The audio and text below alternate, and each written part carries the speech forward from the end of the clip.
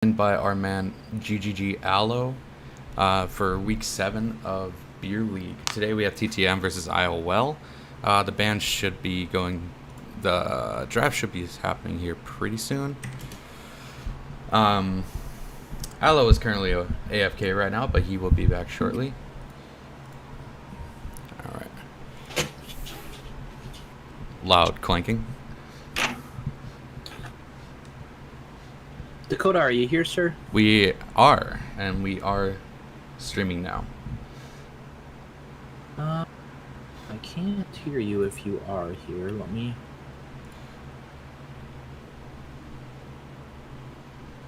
Can you hear me? Yep. All right. All right. So I'm. Shit. What is it called? Streaming. I'm streaming the game in the Twitch and in the Discord, so we can just be on the same key. Perfect. Yeah, I'm in and I'm watching. So we got IOL versus TTM tonight. We do. Etram's team versus Bailey's team. Yeah, absolutely. Do we see any win conditions that we're thinking on? Oh, let's wait for the picks and bans to happen out, and then we can talk about the win conditions. Because you could easily say a win condition, but they could easily pick otherwise. It can be turned on its head, absolutely. It can easily be picked otherwise. So we do have Tristana and Braum coming out as bans for TTM, with the Ziggs following towards IOL. We have the Orn and the Zir bans against TTM. Pretty standard bans, I think. The Braum is a interesting one, but he's been seeing a lot of popularity as well in the past few weeks.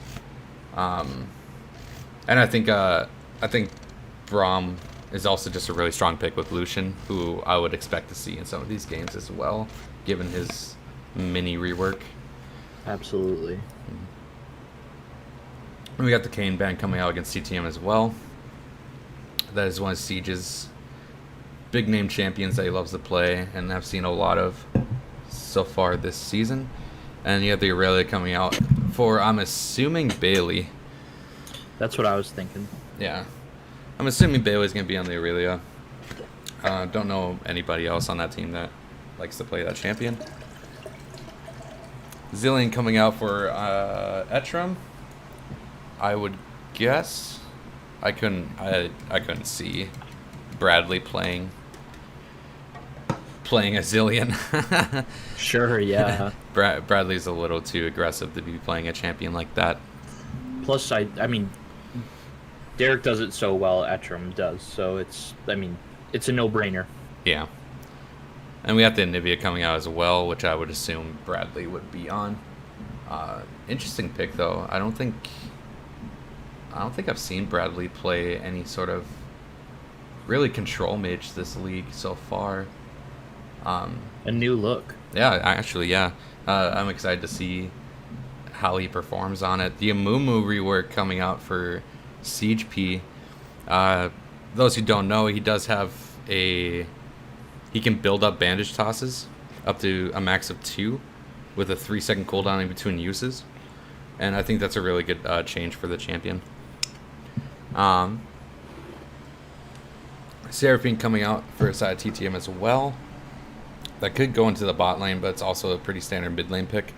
I believe Bailey is their top laner, right? Yep. Okay, so that could definitely be towards the mid lane as well. And Rek'Sai coming out for Dana. She had a really good showing out last week. Absolutely. Yeah. Rek'Sai is a force to be reckoned with. Yeah. She likes to play those really hyper-aggressive champions like Rek'Sai and Kha'Zix, so pretty standard pick coming out for Dana. And we are going into round 2 bans. Let's see what comes up here. Will be a Nato. It's taking out one of those super hyper-aggressive supports towards the Zillion. So, looking at it right now, it looks like TTM is definitely going towards the team fight. IOL have interesting picks. You can't really tell what they're really leaning towards. Rek'Sai is a really hyper aggressive early game jungler, so I would expect to see a lot of ganks coming out of Dana, but and that's a big ban from Set. Oh yeah, JWM's set is actually pretty nasty. Absolutely. So it was definitely a ban coming out towards him.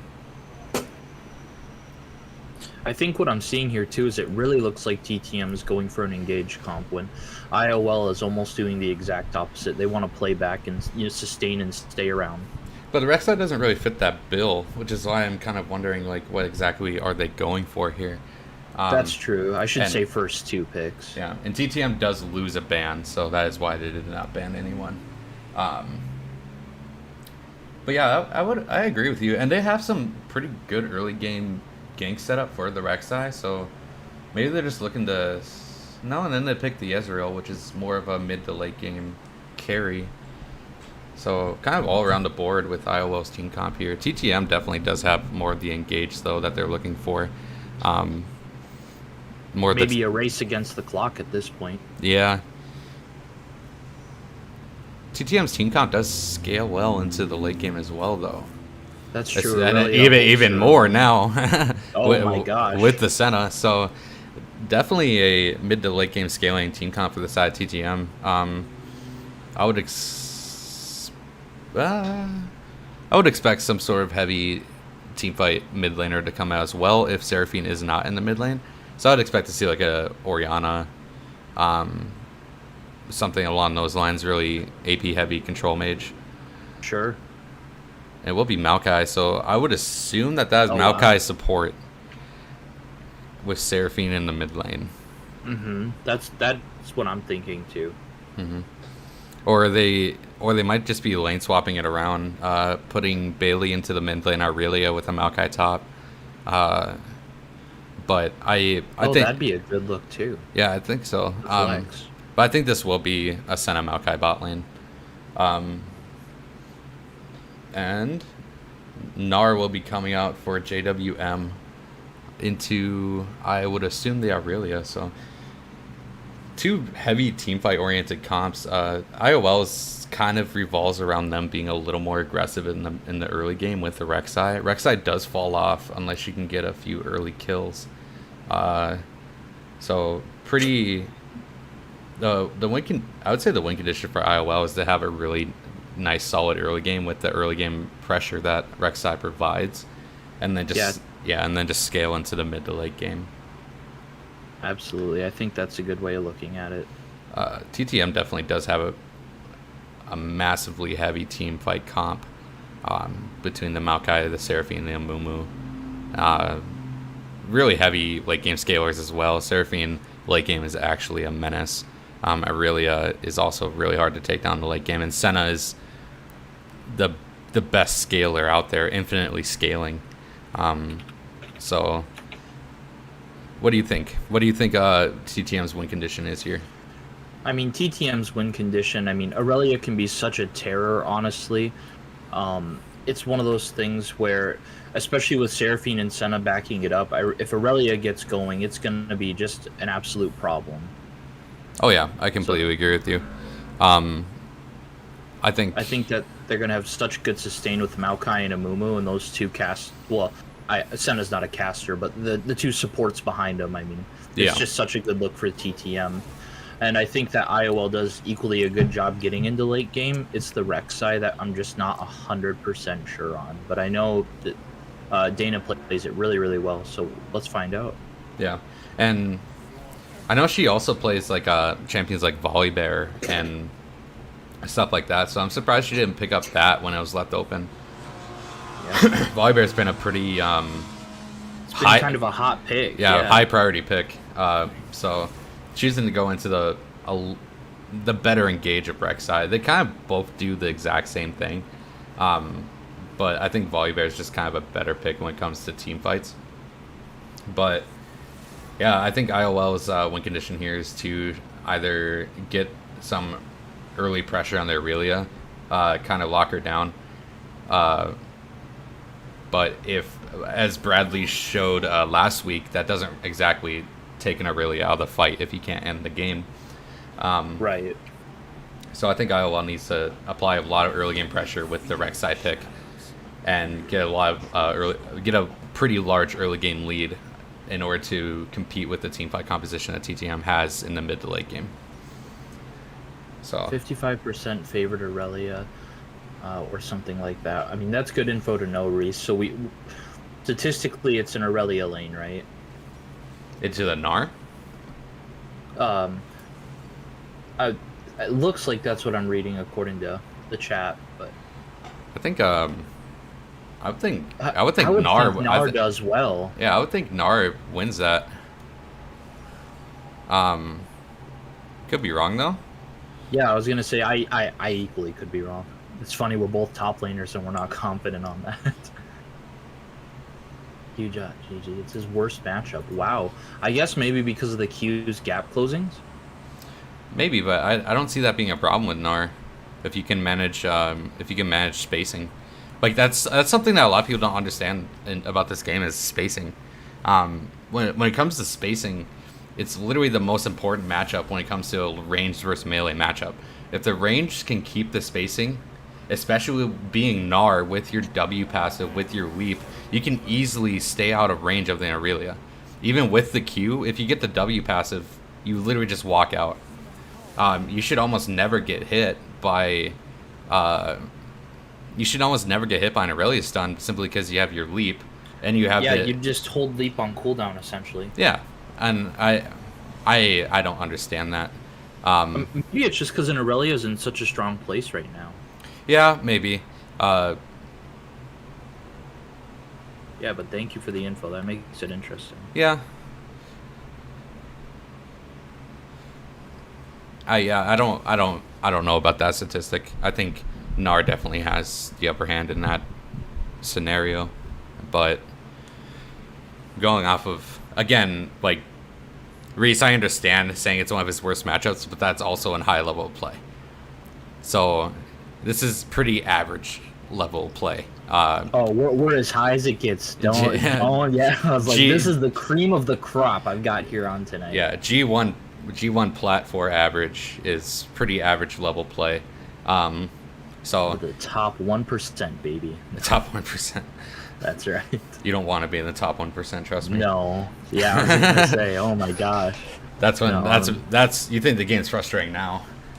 You missed one farm and you lost. The game is way more frustrating when you're at that level of play. Absolutely.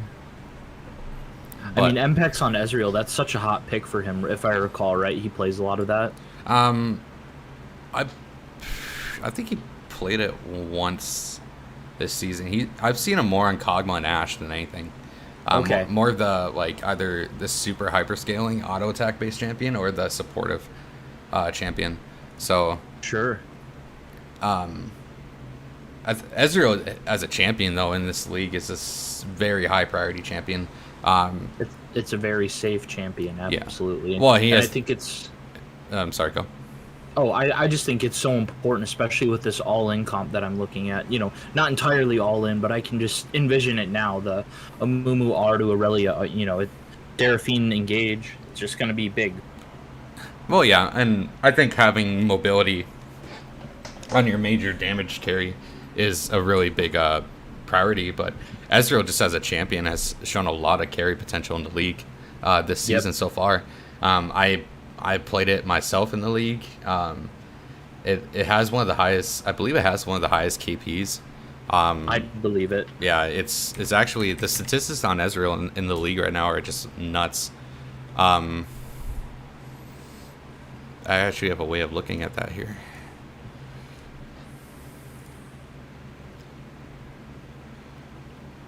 Yeah, so statistically, the KDA of the average Ezreal KDA in the league is 6.4, which is actually insane. It has a 53%. That's crazy. Yeah, it has a 53% win rate.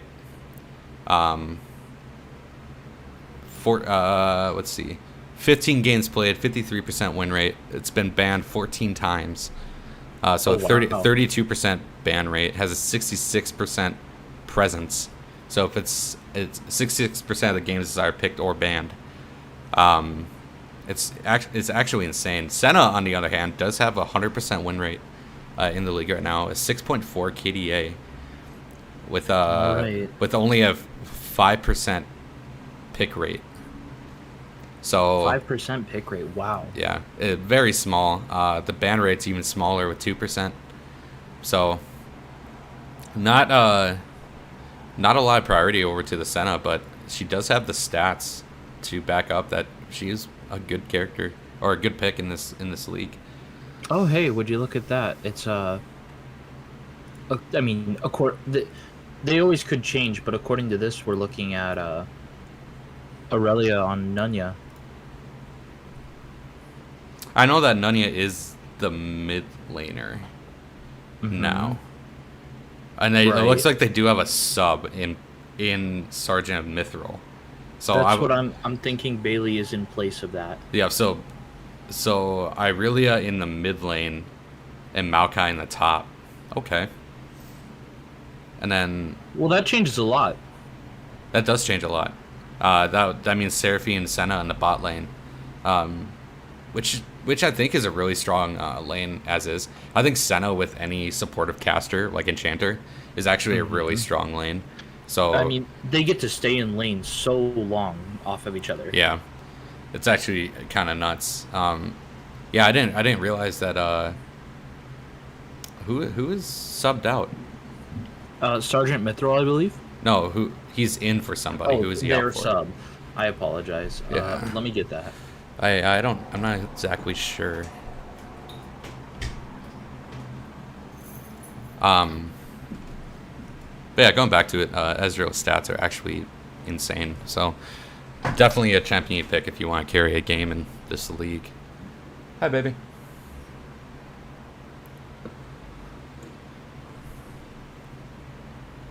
All right, we are going into the game here.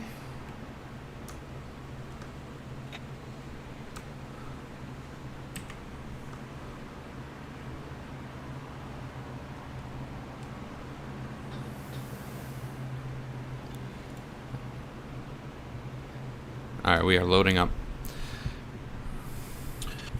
So, yeah, Sergeant Mithril is definitely subbed in for somebody, but I don't know who. And I just uncovered who this sub is. It is Joe, otherwise known as the Arc Lector. Arc Lector, okay. Yes, and I apologize. I should have known that. All right, so they took Bailey, put him in the mid lane.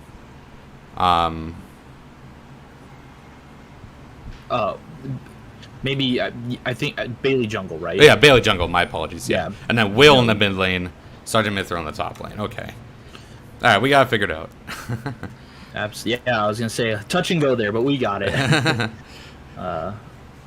Okay, we've got our vision placed down. It looks like IOL are looking to steal the blue buff away from. Yeah, I was gonna say they are deep, and with that deep ward. Oh, they. That's something. Yeah, they had the pinch here. Yeah, absolutely. Interesting choice to not try and go for it. Oh, and the huge four-line stun. Oh my goodness. Wow, that was actually insane. Whew, in the first 30 seconds. Will. Yeah. Absolutely. It feels bad that you start your blade call like that, but that was a nutty stun. Absolutely. To not blow any sums, what a save. Yeah. Well done, Will.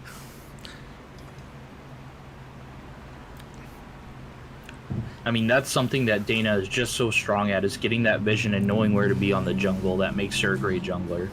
Interesting ward, though. Not a bad ward, though, now that I look at it. It does give you a lot of vision in the entry points of the jungle here. So not a bad ward by any means, and it allows you to see if the blast cone's taken. So, well, at some point, you'll get to see if she's going through her jungle to continue farming, or I apologize, Bailey, to continue farming, or if they're looking to gank in a river for scuttle. I mean, it's a alternative or non-atypical ward, but it's a really good ward, I think. And Dana was seen on a blue ward here, going to the enemy blue buff. Let's see if they choose to collapse on her or not. It was not pinged either, so maybe they just didn't see it. But she was on the vision ward there. And Bailey is on Wolves right now. Yeah, and it looks like Bailey. It looks like they did not notice it. So Dana gets a successful steal. Good damage coming out of Sergeant Mithril. Very nicely done. Chunks JWM to half health. Absolutely. It's looking like Mega Gnar is building.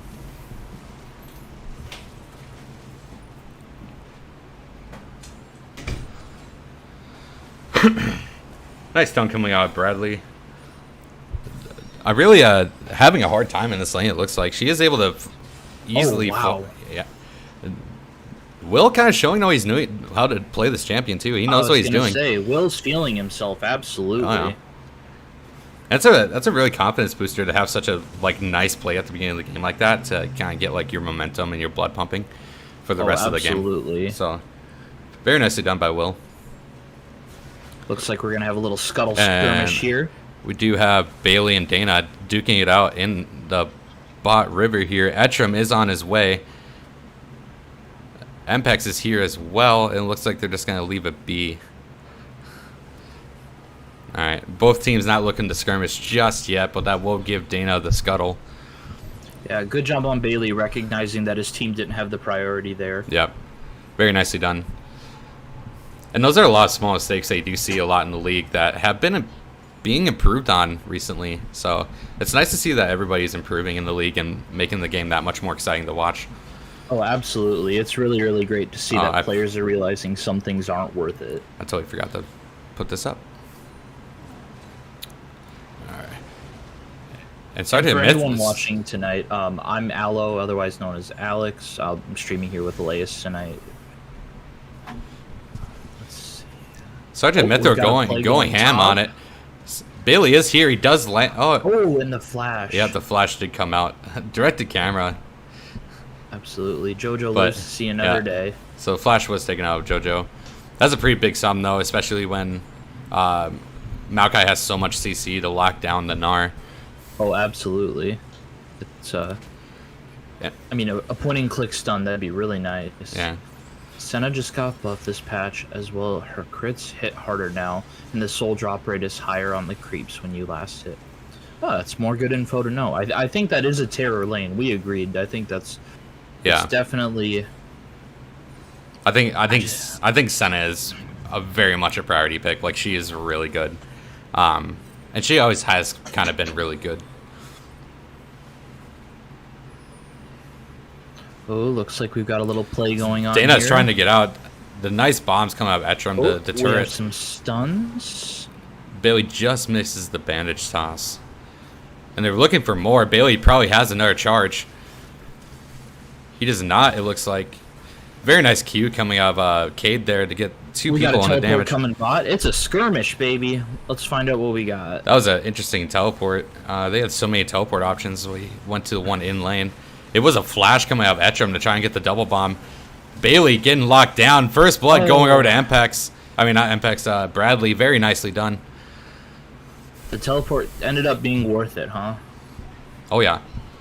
Absolutely saved it. Well done, Bradley. And that was a little mistake coming out of Bailey to overstay, trying to look for the play, but I know it can be so frustrating when you work that hard and you just can't finish it. Yeah, and a lot of that has to come down to communication as well. I think Bailey might have been looking for more that his team wasn't. So might just been a slight miscommunication error between the team, but. That stuff happens. It can be so troubling and tempting too, because you know that Zillion isn't 6 yet, and it probably feels like it's the only time you're gonna get that play. Oh yeah. Ooh, nice roam coming out of Will here. The stun does not land though, and the ult misses. Feels bad. With the JoJo mastery flash. Feels bad. I do think, regardless of what Reese was saying, I think the Gnar to really matchup is good for Gnar, but I think the Gnar into the Maokai matchup is even better. Like, Gnar should have a pretty easy time in the lane here. He was abused a lot early before he had his mobility ability, but now that he has it, the CS differential is scaling. Well, and I think something to realize too is, I was thinking Aurelia would be stronger into Mega Gnar for sure. Like, in my mind, I felt like that was something that she'd do really well. But Maokai doesn't. I personally feel like Maokai doesn't take advantage of either of those forms of Gnar. Yeah, it's definitely hard. MPEX going ham here. Absolutely. The bomb does. We're seeing where that sustain Oh comes my God. into play. Oh, nice heal coming out, Cade. Oh. This will be a kill against MPEX. Oh my God, very nicely done. Goodness, well done. Cade holding on to the heal until the very last second to survive that Ezreal Mystic shot. That was a heal and flash coming out of MPEX as well. Only 2 summoners coming out for the side of TTM. Very nicely done. Very nicely done by TTM's bot lane. And great job on Cade trusting that Irelia is going to pull the trigger and make that play. Oh, yeah. We get a lot of mid pings here. Bradley's being really conscious of where Will's moving. I think Cade is staying way too long in this lane. He needs the back. That exhaust was so clutch. Exhausted the flash Q. Yeah, Reese, we agree. I think that play was really, really well done.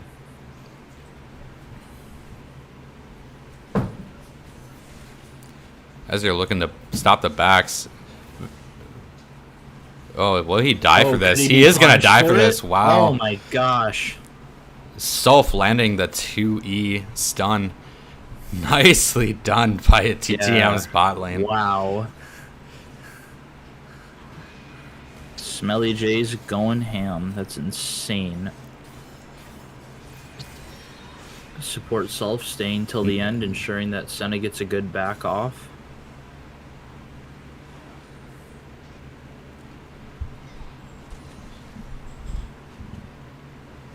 Wow. A lot of unexpected turns happening in this game. I did not expect the lane to go that way in the bot lane. Bradley punishing the Aurelia melee matchup here. Sergeant Mithra going a little ham. It would be really hard for him to get out of this, especially with the Gnar W passive. The roots come into play.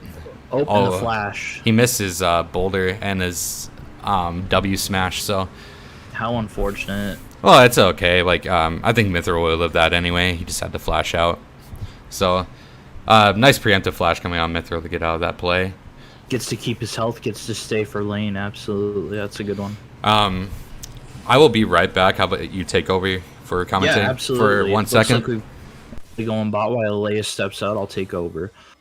Fighting over the control ward. Looks like Cade's making a play for it. Oh, and we have Dana coming over board here. Are they going to sneak out? Looks like they're just going to get out. The fight's for vision.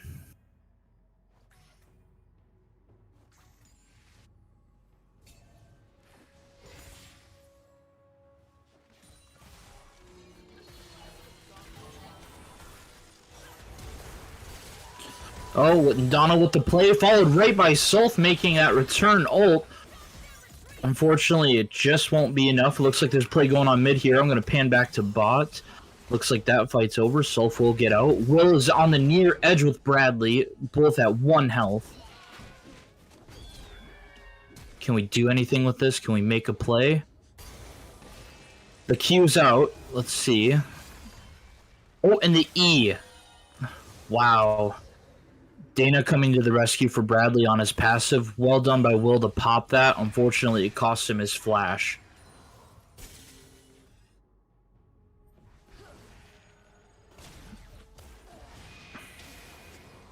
Oh, and then Bradley claims him. Wow. Cade's hoping that doesn't go unnoticed. He's going on a fight with Alex here, ulting, and claims Ezreal. Well done by Cade.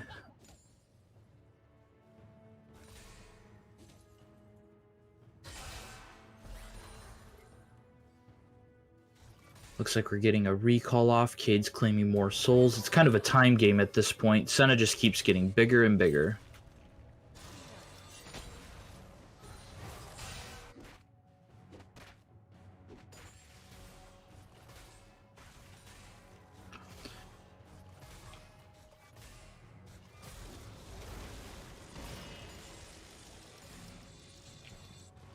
Looks like Drake's coming up here shortly, doing everything we can to set up our vision and clear theirs.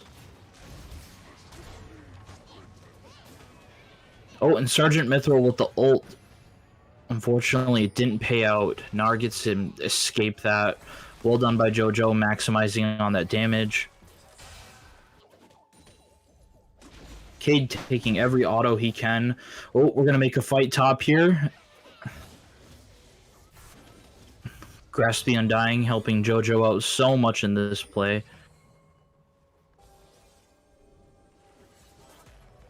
However, TTM doing a really, really good job of holding Drake vision.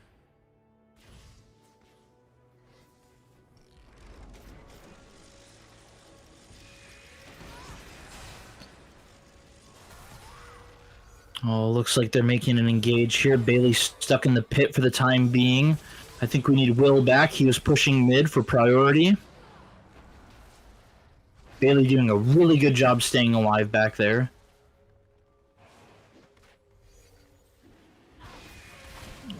Kudos to IOL. Oh, and the ults are coming through. Let's see what we've got. It's a cleanup. We see one down on them. Will doing everything he can to try and clean up these low health players. Senna takes one. Will goes down. Alex making the ult. Oh my goodness. The Drake's claiming bodies out here. Alex will get to escape. Mpex and Eatrum. Derek will make it out. Followed by Sulf the support. The Drake is not claimed.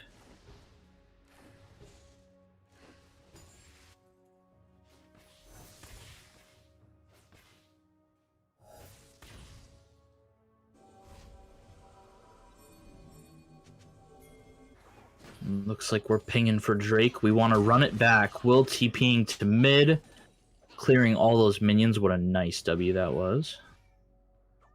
Anivia TPing. Looks like they're going to start Drake right off the bat.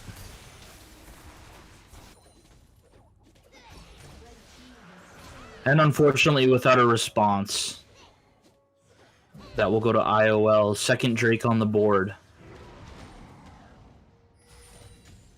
I think TTM did a really, really good job making the engage there. It was just so unfortunate. Anivia got to escape and hold Will down.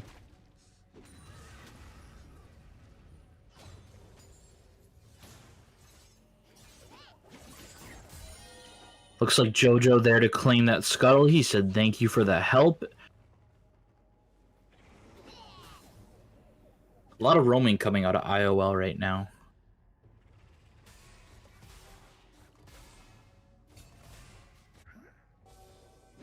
Dana doing her signature Rift Herald. One of the best players I've seen at taking Rift Heralds.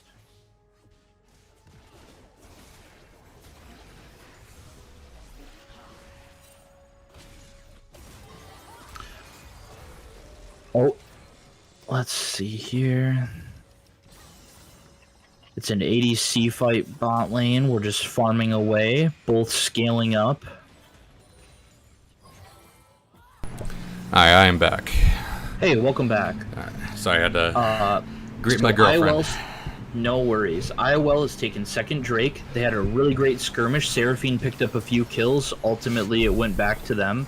And they've just claimed Rift Herald, so that's all we've missed right now. Very nice. And it looks like TTM's bot lane is having a heyday. Oh, absolutely. They are just going crazy. 100% KP on the Senna, 80% KP on the Seraphine, so very nicely done come out of TTM's bot lane here. Bradley, wow. 4-1 Bradley. Oh, it was a wonderful play by TTM. They all went in. Unfortunately, Bradley got out last second, and he really got a nice stun off and cleaned it up. I think without him getting to escape there, that fight went TTM's direction. But it was well done by him, and the stats show. It's 4-1 on Bradley.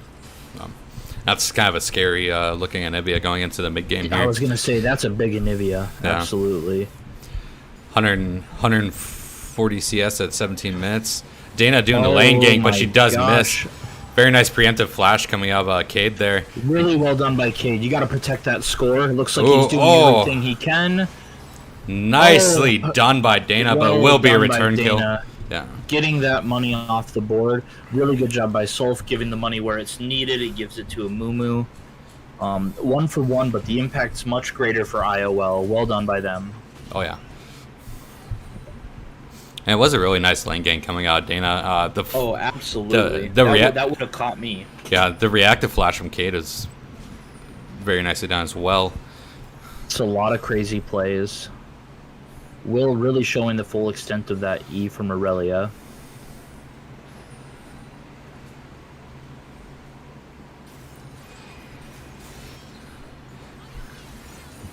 No towers taken just yet. Will doing an offensive ult, but not be able to really get anything off of it. Sergeant Mithro trying to give it to JWM, but once you're in as Maokai, you're kind of in. Very nice preemptive flash. The JWM ult misses. Well done. And he dodges the he keeps that huge health sustain. That's Maokai's trick, is living. Well, Maokai is also a mad champion. Absolutely. Gnar is not. A little skirmish going on in the middle lane here. Soon. And Bailey doing some work in the mid lane here. First tower goes down over to JWM for the side of IOL. That is a huge boost, gold boost for IOL as well. The gold lead goes up to about 3k. Wow, and Senna is already dealing massive amounts of damage. Has that Kraken Slayer finished. Rift Herald, I think this might get the turret. Nope, just shy off. That's totally okay. A little sliver of health left. Some damage there, not to mention top was already claimed, but not the end of the world on that rift. Yeah. It was still effective. But that's a lot of credit that I like to give Dana. She really likes getting those Rift Heralds. Like I just acknowledged that earlier. I said she's pulling her special. I'm gonna do the rift. Yeah. She's so good at managing her time and just where she should be when she wants them. Dana's always been really good about objective control. Always being around for the dragons. Always trying to get the early dragons. This will be the third dragon at 20 minutes, which is pretty much being killed on cooldown here. Looks like Gnar trying to make the engage bot. Zillion and Ezreal doing everything they can to follow it up. It looks like Cade and Seraphine are going to sneak out. Cade did have to blow his heel in order to get out of that double bomb, but that is a trade you're willing to take instead of getting 2-0'd. Absolutely. Let's find out if anything's going to go down here at this Drake. We have Cade over the wall. Aurelia looking like she wants to make a play. Anivia doing everything she can to block it off. Amumu extending out for a hook. And it goes to red. Oh my god, that Ezreal ult did so much damage. This teamfight is solely going the way of IOL. Sergeant Mithro is here, but he's here a little too late, not able to make up anything on it. Solf has to flash out. Everything he can to get out. But I feel like this will be a kill going down anyway. Very nicely done on the side of IOL. A 5 for O and the dragon. Extends that gold lead to about 5k. 2,000 gold play on there. It extends it even more with the turret. Wow. They're looking to maximize off of that ace as they move into Baron. Extreme mid-game team fight coming out for IOL. And it looks like they do have the damage. Ezreal dishes out a bunch of damage even at this stage of the game. So it looks absolutely. So it looks like they will grab this. IOL on top of all of the objectives this game has the only 2 turrets taken in the game, has all 3 dragons taken in the game, and a Baron at 21 minutes. Amazing plays coming out. And Dana did choose to go into the Stride Breaker, which I don't think is a bad pick against this team. It does add to the team fight capabilities. Makes her a little bit squishy in the sense that she can't heal once she's in, but it does keep people slowed and locked down for Bradley, for Mpex, for Etram. So I think that overall that was a pretty good pick. Pretty standard itemization coming out for pretty much everyone in the game. Gnar did decide to go Gore Drinker over the Divine Sunder. Which is interesting. I don't think, especially when you're seeing those 2 tanks. I mean, I feel like Divine Sunderer could make a really big impact. Don't get me wrong, Gore Drinker has its own, its own really nice play, but I just really feel like Divine Sunderer could have been the way to go. Oh yeah, and his cooldowns are so low that he can make pretty good use of the Divine Sunderer. And and if you look at Gore Drinker in the way of its active, like he's really only using it half the time. Like you don't want to be in the midst of the entire team during mini Gnar. So, he the only time you'd essentially use Gore Drinker is if you're Meganar looking for the fight. Oh, this game's moving so much quicker. Yeah. I thought with all of these late game players, we'd see a really long game, but no, it looks like they're maximizing. Yeah, IOL definitely taking advantage of their mid game lead here. 7,000 gold lead.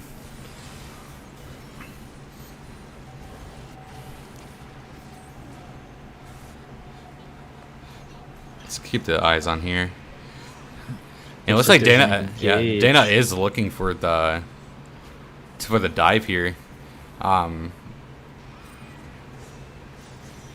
Very nice pink ward place to keep eyes off of Dana there. So they are choosing just to back out. I think that was the right play on the side of TTM. I was going to say, I think that's the right call. You're not in the position to contest that at this time. My one thing is they probably could have fought that tower dive. Between the Mumu and the Seraphine, they have so much CC to lock down the dive. And it looks like JWM, 1-for-1 in the bot lane. The shutdown will be going over to Sergeant Mithril, though. Makes that pretty much 100% worth for the side of TTM. That goes all in Sergeant's way, in my opinion. Yeah. Oh my God! Nice all coming out, Bailey. Will following it up. And they just don't have enough damage to take down anyone. That was a really nice Ezreal to come out to take down Cade as well. And an MPEX Squadra kill comes out. Or a Seraphine, not Cade. My bad. And IOL just playing into their team fight strength here. I think that's something that they're doing really, really well. And I'm sure you could agree, as they're taking that lead. A lot of players struggle knowing that they're ahead. I mean, and knowing how to utilize it rather than just keep aimlessly fighting. Yep, and I think that's something that these guys they do so well. They're exhibiting like really nice discipline in this game, knowing what they can do with their lead. And I think TTM is just trying to stifle the bleeding and making really ballsy plays to stifle that bleeding. And it's not going their way, so it's just widening the gap, which is something you don't want. No, I mean, something to acknowledge here is they prep for the next Baron is they didn't opt to take, that conditioning or that discipline that you're speaking on. They didn't try and stay to take that not the Nexus. The inhib. Yep, thank you. I appreciate it. The inhibitor, sorry. Well, and the thing is like a 24-minute inhib is kind of solid for the side of TTM. Right, and that's why I really feel like they've done a well job. And look how they're just holding these guys back. Yeah, Sergeant Mithra can't do anything here. So much damage coming out. Ezreal does come out, clips 3 of them, does a massive amounts of damage. JW stealing Drake, buying us some more time. Very nicely done, and that was very nicely done on the side JWM as well to hold them off.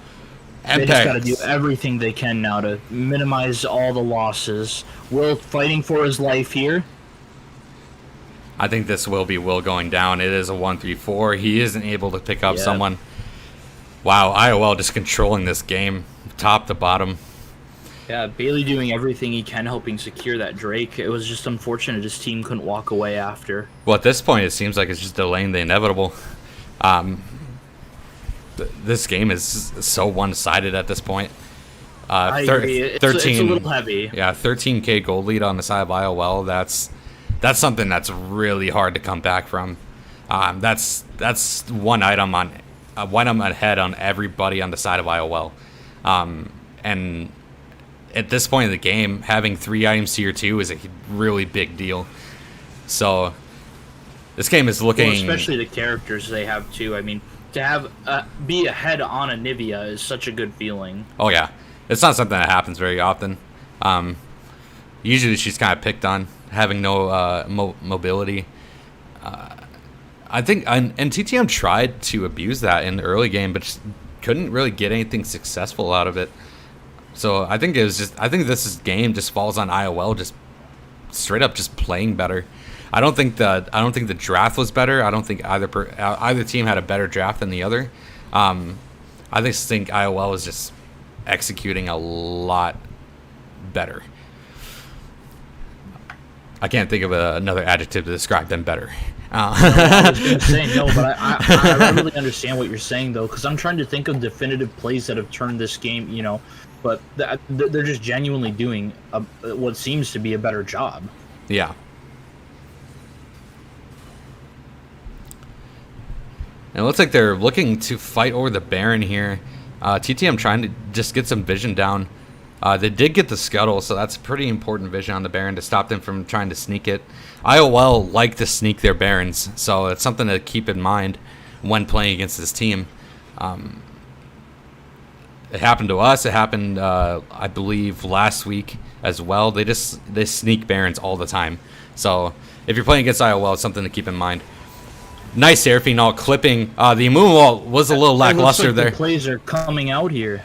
But that is 3 ults for TTM. Say, that's a scary thing. Notice Nars pushing down in the bot lane too. It almost seems as if they're buying time at this point. Yeah, that was actually 4 ults coming for the side TTM. Wow. I think IOL could easily just take this Baron and force the fight. And they know it too as they move forward. Yeah. And TTM just choosing to give it up, which I think is the right thing to do. I agree. It's not a pretty situation, but you know that you've used your playmaking moves. Now it's time to go farm what you can. Yep. And choosing to try and contest that, and if they lose, they lose. If they lose that fight, they lose. So I think they chose the right thing and decided to back off and play for a team fight that's more in their favor.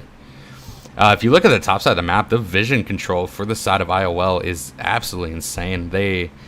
It's something that team is so strong at. And I feel a lot of it's just by Dana. I mean, Dana and Derek are just so great at acknowledging where they need wards. You know, where they even follow warding habits. So I mean, it's just truly a force to be reckoned with when you do your homework. Yeah, if you take a look here, Dana's vision score for a jungler is 34 going into 30 minutes in the game, which is pretty high.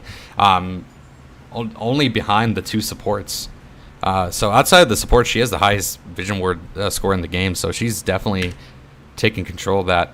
Which is such a common trait for her. Yeah. I'll say it once, I'll say it again. I think IOL is the most stacked team in this league. I think overall their individual skill is exceedingly high. It seems like their team play, just their communication, everything that falls around it is exceptionally there. It's all there. These guys rarely ever have a game where they just get dominated. Something to acknowledge is their consistency without question. Oh yeah. I don't think these guys ever just get destroyed, and it will be a skirmish going out in the middle here. William looking for the kills, but does not get it. Dana takes him down. The Zillion all comes out for Dana. Such Bailey does have ultimate, but you held so well. Bailey had ultimate, but he decided to hold on to it, looking for a better opportunity. The Seraphine all comes out. Maokai falls. This will be 5 for 1. Yep, this looks like it will be the game going over to IOL. TTM had a really good Bradley, a little bit of a VMTP coming out there. But TTM had it exceptionally well early game. IOL just made the better decisions, had better rotations, better objective control. They made the plays count for sure. Oh, yeah. And so congratulations over to IOL for Game 1 victory. Absolutely. What do you think could have changed in Game 1 there? I think that TTM could have probably tried to focus more along one lane, get one lane ahead and take the pressure and apply it to other lanes. I think that lane should have been bot lane. I think Bailey and Will should have communicated. I think Sergeant Mithril also should have had some pretty gnarly TP plays. If you look at that game, Mpex and Etrum were pretty much at their turret at all times, which is pretty much what you want to be as an Ezreal Zillion lane. So you can get that poke down, you can harass him, stop him from getting farm, stuff like that. And I think TTM should have abused that a little bit more. Called out some TP plays.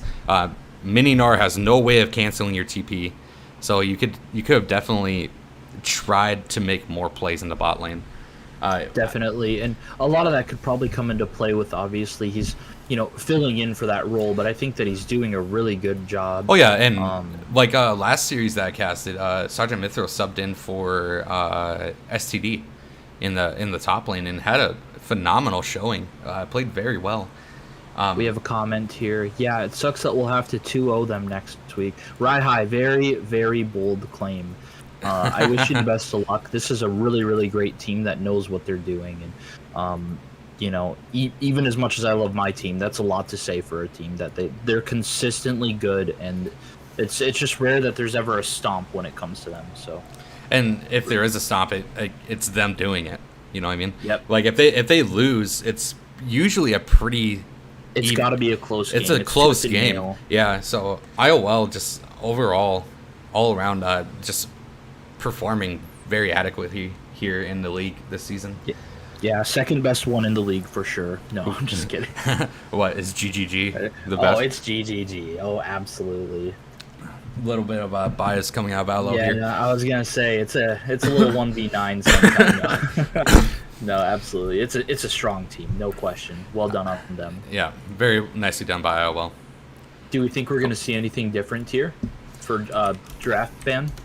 I think TTM should play into the more early game aggressiveness. Okay. It's something that they've done in the past.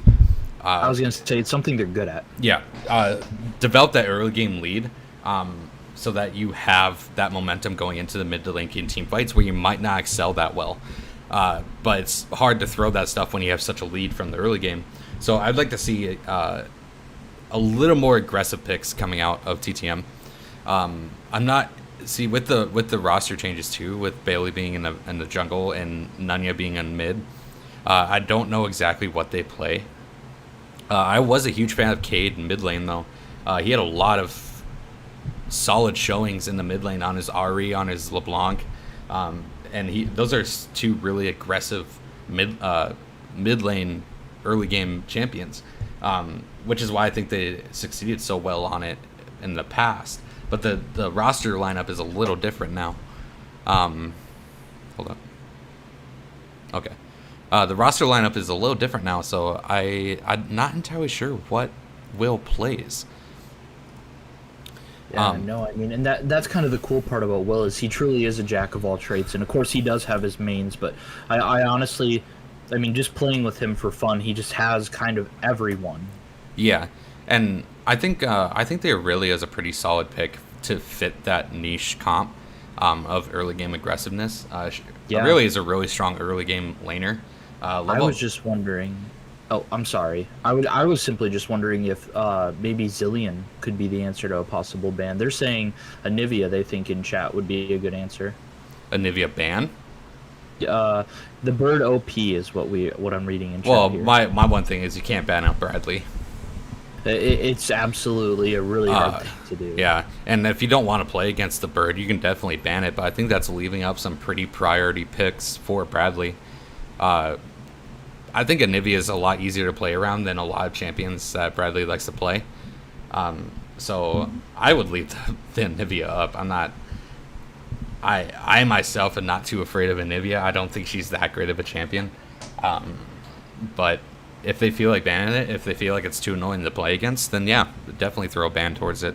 But I think in terms of let's move this up here. I think in terms of the early game team comp, I think like a not an enchanter support, someone that can set up these ganks for the bot lane. I know Seraphine can do that, but it's a lot easier to get the jump on Seraphine than it is for Seraphine to get jump on you, you know? So absolutely. I think playing something like Leona, Nautilus, like one of those tanky engaged supports is what they need to fall to, and then they need to pick a more aggressive early game ADC. I was going to say, do you think that changes for Cade then if they move off the Seraphine? Well, what do you mean? Cade's their ADC. Yeah, so I'm saying, do you think Cade will change, not be Senna then? Oh yeah, I think a super like I keep saying, a super aggressive early game is I think what TTM need to play towards, which is what they've had success in the past. So yep, they don't want that scaling. Yeah, so I think picking something like, I don't know if Cade plays like Samira or the new Lucian is super early game aggressive. So picking something like that and picking like one of those really heavy gank junglers like Jarvan, like like Rek'Sai, like something that can provide the CC, provide the initiate for the team is something that TTM needs to gravitate towards. Because as you saw last game, I know they have a sub and all, but it seems like their communication is just not all there. So trying to play into these mid to late game team fights is probably not something they want to lean towards. I think definitely take that early game aggression, something you're really comfortable with, and we had Mithril on a tank. I think you're right. Maybe we could have saw something out of jungle a little different.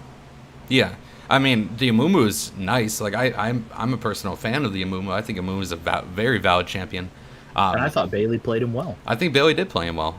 He kind of held his ult in that last team fight there, but he died with his ult, which is something you never want to do on a frontline tank. But yeah, I think Amumu fits that build though. He has that gap close. It kind of is a conditional thing though, because it's only a gap close if you hit it. So right. Which is why I think like Jarvan. I think Jarvan is super strong right now. Like I think people should be playing Jarvan always. They buffed his ult damage by 30%. That's huge. They buffed his passive damage by 2%. He has a very solid engage with his EQ combo or an ultimate on top of that, and he has the survivability if you go Gore Drinker. He has his AoE slow plus shield. He has an armor shred on his Q. He has an attack speed buff on his E. Like, I don't know why you wouldn't play this champion, and that's something I'd really like to see coming out of TTM here if Bailey plays it. And in that same sentence can we see a TF mid this game, Raihai? No. You're like the only person that plays TF. I was going to say. I don't know if it's Rihi or Raihai, but I always call him. It's for sure Raihai. I always call him. It's Rihi. I always call him Rihi, so... Rihi, you're the only one that plays TF, so we're probably not going to see it. But I'm going to step away for 2 seconds, Elias, so yeah, no worries. I will be right back. Yeah, no worries. Going into these bans, it will be Azir, Seraphine, Ornn, Irelia, Ezreal, and Tristana both being taken off the table. It looks like TTM is a little afraid of bot lane's ability to carry here, taking out the Tristana, taking out the Ezreal. IOL also respecting the Seraphine ban. Sulf did play very well in the Seraphine. I know it was a loss, but he had some pretty good plays. In the Ornn ban against Sergeant Mithril, I think is just kind of a respect ban. He is exceedingly well on good at that champion. The Zillion was left up, and Etram will decide to run it back again.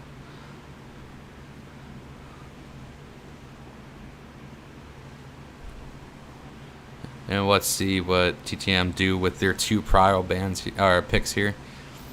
Morgana coming out for Sulf. Possibly? Back. Yep. Morgana coming out for Sulf against Zillion. I think that's a pretty good pick.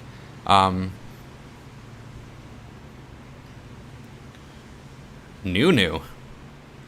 How much do you want to bet? How much do you want to bet that is Nunu mid? I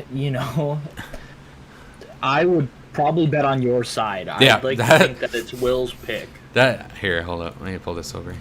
That is definitely a Nunu mid. I'd be pretty remiss if that wasn't a Nunu mid.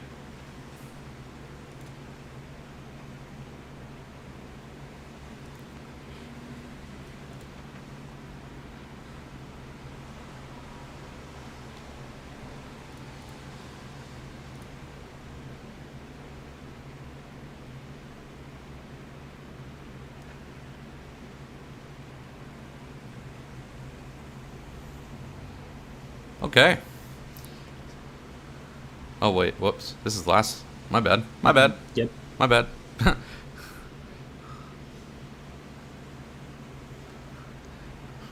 Alright, so we do have the Lucian coming out for IOL. So Lucian Zillion in the bot lane. And that is the new Lucian. So you pretty much only build crit on new Lucian. I think the old build would still work. It just wouldn't be as strong as crit. Crit is definitely the optimal build. Kha'Zix's coming out for Dana as well. As we were saying last game, she really likes to play these early aggressive junglers. So Kha'Zix definitely fits that niche. Yeah, good. It's a comfort champ for her too. I mean, she's so strong on it. So and a lot of utility coming out for the side of TTM this game. Ashe, Morgana, and Nunu. Looking like a lot of pick and a lot of slowing. It's almost like they're trading places.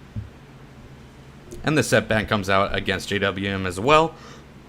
Another respect ban. And it looks like IOL did watch last series game for Sergeant Mithril because the Karma ban comes out. Sergeant Mithril did play Karma last week in the top lane against Peter's Camille. So wow. Yeah, and he did very well on it. So respect ban coming out against Sergeant Mithril. Looks like they had a handshake and took some good characters away. Yeah.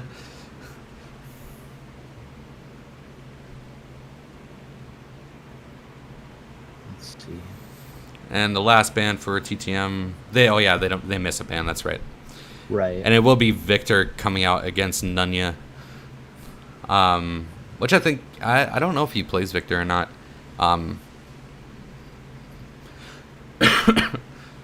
But Wukong will come out for this. I love Wukong. Oh, I do. I love Wukong. I think Wukong is such a solid pick in with any comp against pretty much any comp. So yeah, he has such a wide variety. Yeah. So that will be Sergeant Mithril on the Wukong there. The Gnar coming out again. I think this matchup is pretty good for the Wukong. Not solid. I think Gnar has a pretty easy time into almost any melee matchup. But I think Wukong. Yeah, no worries. I think Wukong has a pretty is a pretty good matchup into the Gnar.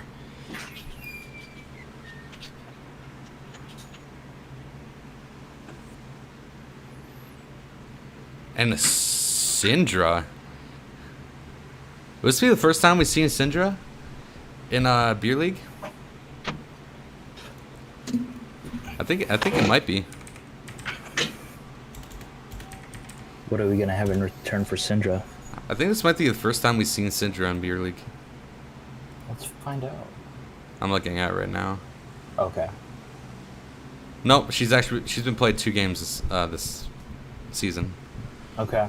I don't think I've casted either one of those. She's won one of the 2 games, so could be worse. And Rise coming out for the pick against the Syndra. I think that's a pretty solid pick as well. I think Rise doesn't really have any bad matchups.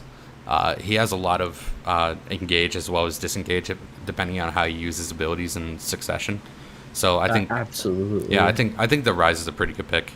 I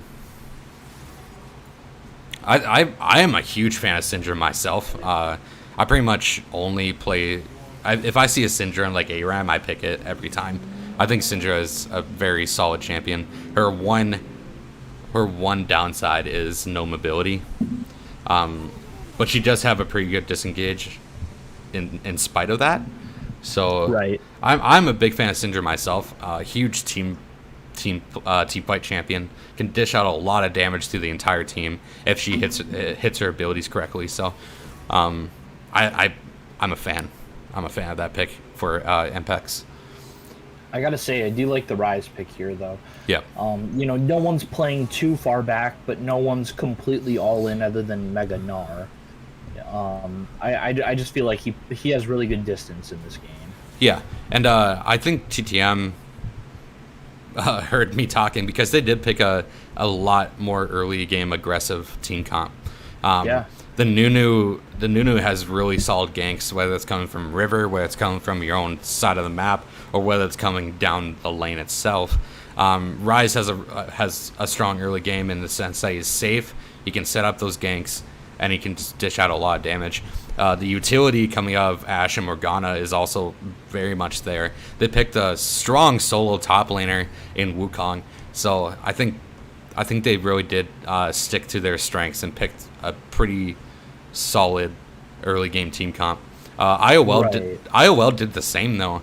The Lucian is a really aggressive laner. The Kha'Zix is a really aggressive jungler, and I think Syndra can make some big picks. oh yeah, I think and Dana historically likes to hang around the bot side of the map, hang around the bot lane, hang around the mid lane. Doesn't really go top that much unless she sees the opportunity for it. But Bob, I think these are two spicy team drafts that is going to end up in a really exciting game. Raihai, I'm really praying for the Wombo combo, friend. I'm hoping it's the Ryze and Nunu ult together. I think that'd be such a cool thing to see, especially in the beer league, be pulled off. It would be funny to see, actually. Oh, absolutely. You just walk into a bush and boom. Kind of hard to Hard to orchestrate. Yeah. Really hard to orchestrate because that would involve the team just sitting around waiting for the Ryze ult to end.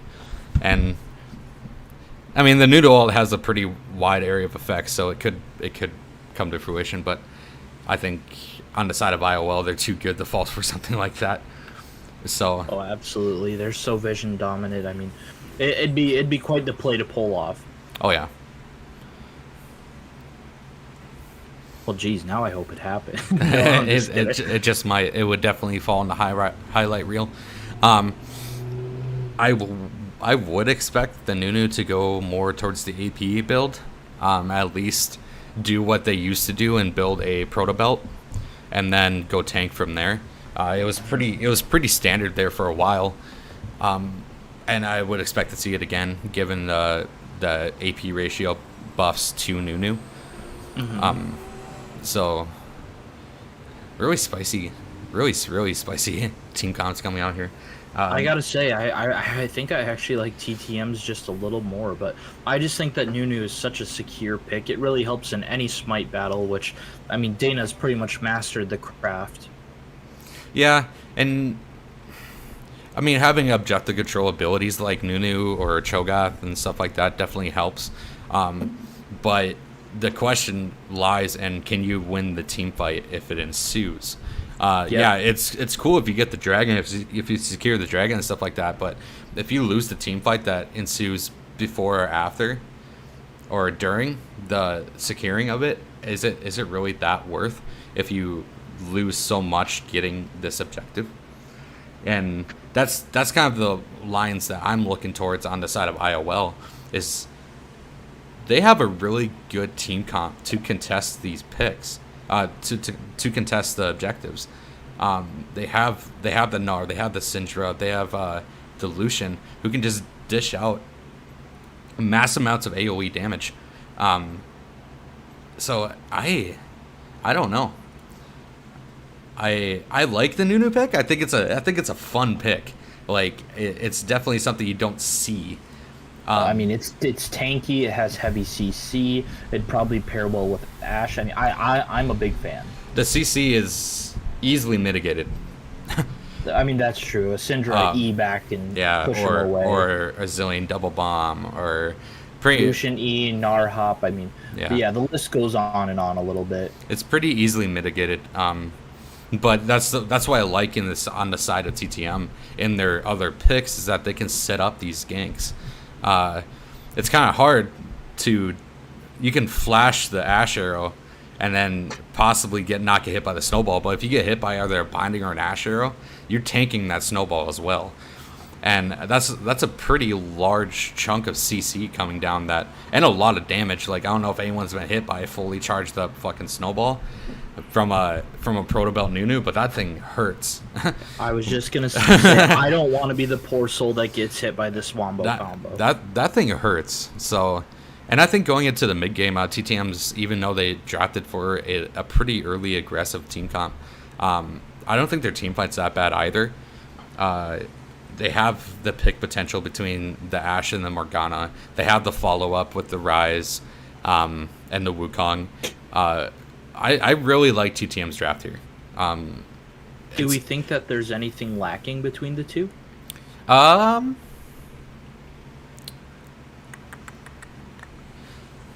doesn't have any really strong frontline like like heavy frontline tank or they have a Gnar, which is more of a bruiser than it is a tank.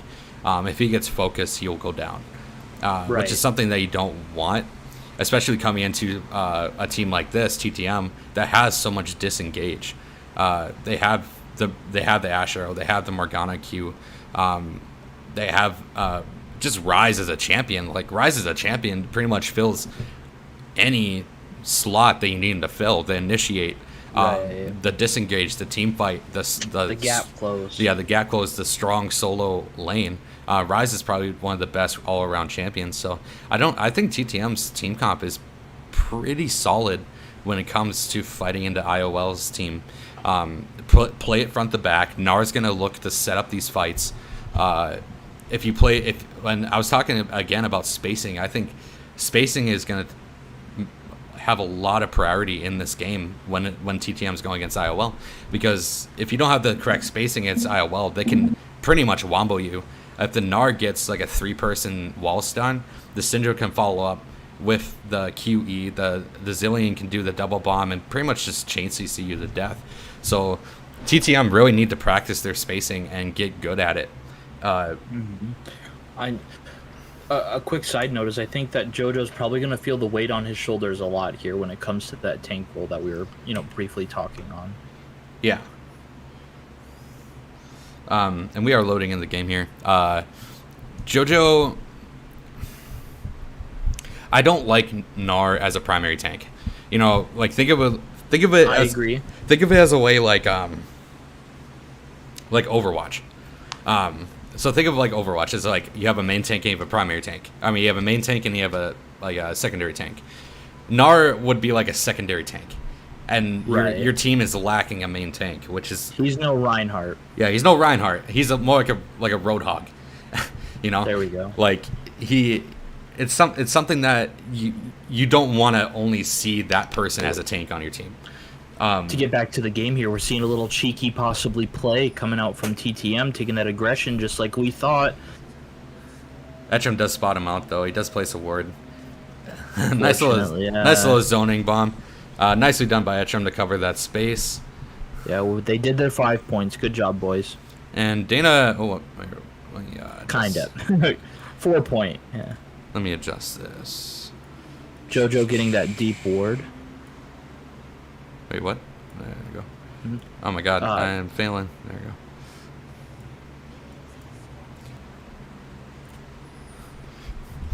And Dana doing the pretty standard place your ward in the river back and get a sweeper. I think she did a little. That one was actually JoJo. Was that JoJo? Yep, he walked up there. Dana came late bot side. But yeah, no, it's still a good ward to have. Yeah. Oh, okay. Well, Dana just straight up bought a sweeper then. Yeah. To start off. Well, a spicy way to start. That's a really nice red ward on the red buff though. Dana does like to steal objectives or steal buffs, so very nice defensive ward. Learning from last game. Sergeant Mythro going a little ham here. The level 1 Wukong, yeah. Did he start E though? That's my question. It looked like it. He was attack really fast. He did start E. There we go, yeah. I love E start. E start is really strong, but if you're only hitting the minions, you're not getting much off of it. You kind of have to dash to the champion. Right. I think just playing safe till level 2 on Wukong is honestly a really strong pick. Wukong has an insanely strong level 2. Insanely strong level 2. Nice damage coming out of Mpex towards Sulf. They did get that level 2 advantage. And there's that level 2 Wukong bonk that we were talking about. One interesting note here is that Wukong did take Grasp. Oh wow. He didn't go for opposed to Conqueror. He decided not to go for the Conqueror build, which is interesting. I think that could be because he's understanding he might be in lane a little bit, kind of by himself, obviously taking the fill position. Well, I think Grass is more of a lane dominating rune, because you get the sustain, you get the chunk of damage, and you get that scaling health gain, which is Sergeant going a little ham here. The flash happened to come out from punished. Yeah. Yes. Nunya did have the TP back to lane as well. It looks like he just went back for a cheeky tier buy. Now, I don't know a lot about Rise. Would you find that to be a really important back, or did you think that, give me your input on that. Well, I think a tier is a really important early game buy for Rise, simply because he spams his abilities. He can stack it up really easily. The more mana he has, the more damage he does. The more mana he has, the harder you can shove this wave that he doesn't want. He doesn't want to be in this wave, like in this lane essentially. Like he wants to shove the wave, get his CS, and then look for possibly a roam, because it's kind of hard to out trade somebody that can use the abilities through minions. You know what I mean? Like they can just place it on you. Whereas Rise, all of his damage comes out of his Q, which hits the first target. So he can't just damage somebody through a wave. So as you can see, he's just trying to dodge and dodge and dodge and just clear waves. He's playing a mini game. Yeah. Solve hitting the Q on Eatrum. Yeah. And if you get the early game tier, it allows for you to stay in lane a lot longer, and not just have to back and not have a lot of gold to spend. So it allows for better backs. It allows for more damage in the early game. It allows you to start stacking it earlier. Rihi, I appreciate the correction. So he started tier and went back for a crystal. Oh, did he? Yeah. Oh, I think my mic is in the way of the scoreboard. That's my bad. Yeah, thank you. I appreciate it. Thanks, Rihi. Appreciate it. Normally would only really do it if you're hard shoving and using up your mana. Okay. Yeah.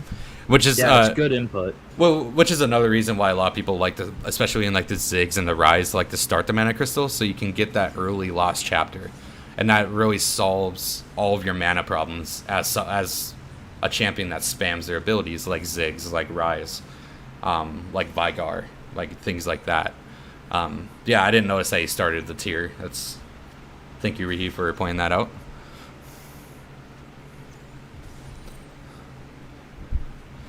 Not a whole lot happening here. It looks like Cade keeping it light with his friends. Yep. Well, this is a really hard lane for the side of IOL. No, TTM. TTM. Yeah, Lucian's such a lane dominant ADC, especially into someone that has like if Ashe uses her cooldowns, Lucian can easily go in and fight that. You know what I mean? And it looks like Ethereum had the same idea. And Dana is here in the bot lane looking for this gank. MPEX decided to back off a little bit, though. Doesn't want to miss this cannon. It's worth more to him than Ethereum is. Oh my gosh. So I don't know if that was a miscommunication or not, but IOL just not being on the same page, it seemed like. I was going to say, it seemed like they were a little miscommunication. I'd agree with that. Yeah. Of course, it's always Bradley looking for the kill on the Bailey here. He can't get it if he lands this last Q. Will you get the ult off? He does, and that is Bailey going down. Very nicely done by Bradley. Yeah, he played his cards right there. Bailey trying everything he could to get out. Flash R, I mean, that's a big price to pay, but a small one for first blood. Yeah, and Bailey was kind of in a position that you don't want to be in it when you're going against a Syndra. You don't want to be in a choke point. You can pretty much guarantee a QE stun on Syndra if they are in a small place like that, where Bailey was. So I think that was just kind of a misplay on Bailey's part. Ooh, nicely done by Sergeant Mithril to see that the Meganar ended. Looking to go in, is not able to get it off though. Mininar just hopping out. I think that was really done by Sergeant Mithril, though. Knowing that the Meganar ended, deciding to go in right after that. Yep. Cade going aggressive as well. He's going to take a bomb here, though.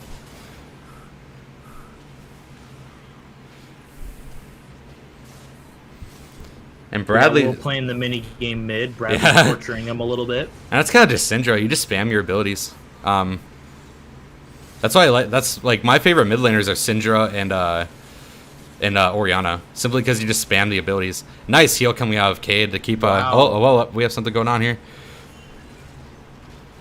And it looks like they are not... Oh, it was going for that trim. Does not happen. So, Nunu decided to rush the plated steel caps. which is interesting. You could go 50-50 with these boots, right, though? Because you have Gnar and Kha'Zix for the steel caps and Lucian ult, but I could easily see this being a Treads game, too. I'm just talking about the rush. Like, I understand that. To get there fast. I understand, like, the rush of it to get the more moon speed on your W. But I don't think it takes that much priority. And that will be Bradley taking out Will with a very nice EQ combo. I don't know, Bailey. I don't know how you win this. Sulf is here. Little preemptive Q coming out. Nice flash coming out, Dana. Bailey having the flash out as well. Syndra is scary at this point in the game. And I think they know that. Oh, yeah, they know that. They are respecting Bradley. I think this will be an uncontested dragon going over to the side of IOL if they choose to do it.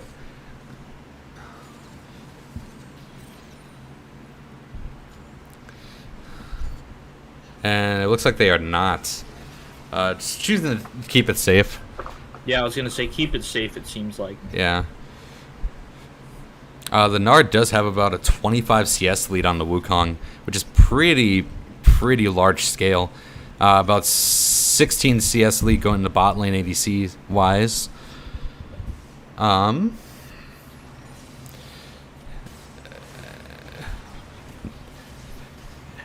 Lucian, that early game aggressive pick, and his ult is up again. Wow. Yeah, it seems like a really short cooldown. JWM will fall on the other side of the map, though. Nice roam coming out of Nunya and Sleep Bay. Yes, well done, Beeblebub. But this will be the Dragonfall on this side of IOL as well. It looks like TTM are going to try to take the Rift Herald as consolation. I think that's a great consolation prize. Oh, yeah. I mean, you and I were just talking a little earlier. I felt like it could have been done a while ago that they took that Drake, but it's a safe call. Yeah. I think Bailey going for that Rift Herald is the best he can do in a bad situation there. Kill the top lane, get the Rift Herald, probably bring it back top again, try to alleviate some of the pressure that the Gnar is putting towards the Wukong. Help lighten that a little bit. Yeah. If you look at the vision control in the bot lane, in the bot side of the map here, 3 pink wards dedicated towards the bot side here, and 4 actually. Look at that. And you can tell where the vision of TTM is, and it's all top. I mean, and it's all top. They're actually playing different sides of the map at this point, which I think is kind of needed. Dana checking in on TTM Sleep Bay's jungle. Looking like another gank's winding up as we speak. Yeah, and I think IOL are playing this lane perfectly. They're keeping that vision up. They're not allowing the Nunu to put any sort of pressure in the bot lane like he wants to. So and here's that Rift mid instead. And this will be a lot of gold going over to the side of Sleep Bay and Nunya. 160, 300 gold total. The gold lead is about 1.9k for the side of IOL. Feels bad having to use your clone to avoid some damage. Yep. Ult up again. And well done, Decade. Sometimes you just have to sack ult to stay in lane. Oh, yeah. It looks like we got a little play going top here. Sergeant doing everything he can to make these plays and happen. This might be just to be a solo kill. It will be a solo kill for Sergeant Mithril. Well done. Very nicely done. The flash auto coming out Bradley to get that kill as well. Was that just me, or did that flash look like it went nowhere? The flash? Yeah. We have some time here. On my screen, it looked... We have some time here. Let's look. So this was a full combo. It did go nowhere. So Bradley Bradley just flashing in place. Yeah. That's okay. It happens to the best of us. Oh my god! I thought my eyes went bad. I was like, Nice solo kill from Bradley though. Yes, well done on Bradley, but like I said, ooh, Will here. He did do the TP play. And the Zillion ult comes out, deters him. Sleep Bay goes down. It looks like Nunya might be next here. It does not, though. Nice Black Shield to stop the Syndra stun. A really good job on IOL mitigating that gank. Yeah. It was a really nice try, though. Etram and Mpex just happened to be at the right place at the right time. Yep. Very nice rotation coming out of IOL. You got to admit, though, a lot of that's just doing by their strong bottom vision jungle. We need some lenses through there. Oh yeah, I would completely agree. You don't even need lenses. They're all pink wards. just walk through the bush. Yeah. Check the bushes, people. And yeah, knowing that MPEX had to back, I think Solf is making a really good play here and clearing this bot lane vision out. Taking advantage of what we said, absolutely. Yeah. So I would like to see the Assault is up again. So I'd like to see Bailey come to the bot lane here. It looks like Bradley is looking to catch Bailey in his own jungle. Did not happen though. Knowing that Will's backed there, I mean it's a good look, especially when you're ahead like Bradley. Yeah. And Bradley is a very solid player. Easily one of the best mid laners in the league. So getting him this far, him being this far ahead, 130 CS at 14 minutes, 4 kills up. Like Sargent doing everything he can to try and make that play. Well, he's a little motivated by his earlier solo kill. Oh my god, almost got him too. And it will be going down. JWM, the flash Q takes him out. Very nicely done. Does a great job by JoJo kiting it out and waiting for the right moment. Sargent got a little excited there and I will say though. Oh wait, yeah, there's something going on in the bot lane here. That is Etrim having to back out. He should have blown it. The Zillion ult does come out. Etrim does not fall though, and that will be the stun going down. Bradley is here though to deter any sort of kill. Very nicely done on the side of IOL. Bradley rowing down to get that. Will doing his own play in the top lane here. And it looks like it will just back out. Nicely done on the side of IOL. Yeah. They're so responsive to these plays.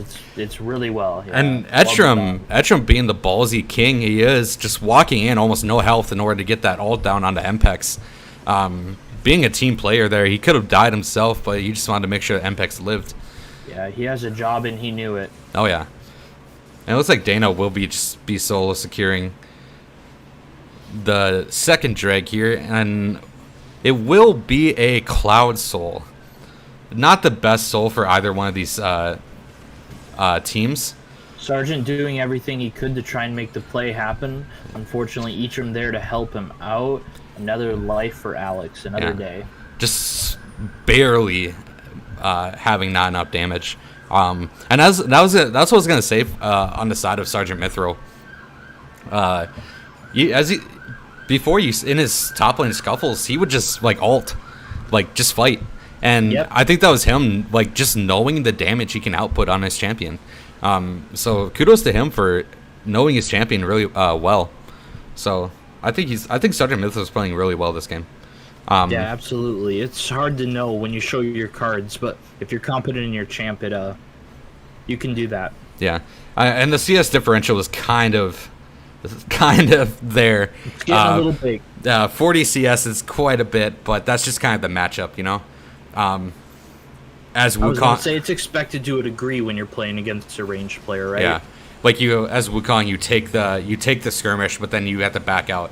You can't really step up at that point because you're on cooldowns for your gap close, your auto attack reset. Being a good guy and letting Will farm that out. I think Rise is one of the keys to victories here. I do too. I think it's really important that they get that ball rolling. Oh, Bradley at the right place at the right time again. Bailey trying to flash out, just is calling down. Dana picks up the kill though. The old back massage. Oh, nice bind coming down. Really strong pick. Oh my god, nicely done. Coming out of Will.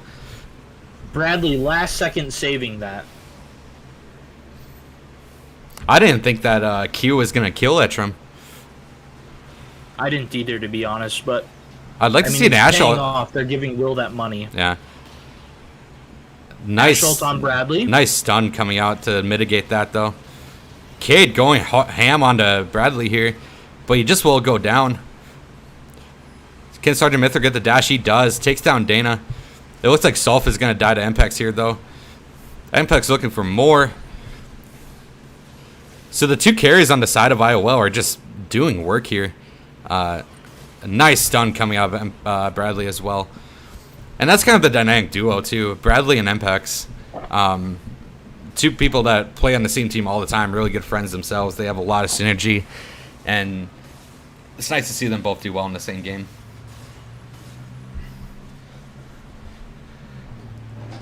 Gold lead about 6.7K over to the side of IOL. And the same TP play coming out here. Nice shutdown going over to Will. He gets to claim it. Well done. Yeah. Very nicely done. Good TP play. Fool you once, shame on you. Fool you twice, shame on me. Is that what they say? Yeah, pretty much.